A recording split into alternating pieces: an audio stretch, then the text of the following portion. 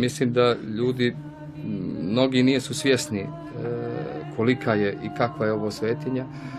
I sve ono što mi kao ljudi vidimo ovdje kao nedostatak, i mali prostor, i mala crkva, i uski putevi, i devastiran ovaj prostor oko ove svetinje, i nemanje mjesta za parking, i to što ljudi ne znaju za to, sve to ovoj svetinji nekako daje još jaču i još veći značaj, i stvarno u malome Gospod projavljuje najveću slavu. I ova crkva je zaista mjesto obitališta slave Božje u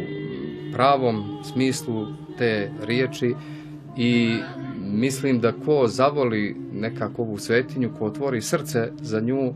da može da ide i da obilazi gdje god hoće i da vidi šta god hoće, i velike svetinje, velike svetitelje, ali siguran sam da će uvijek imati želju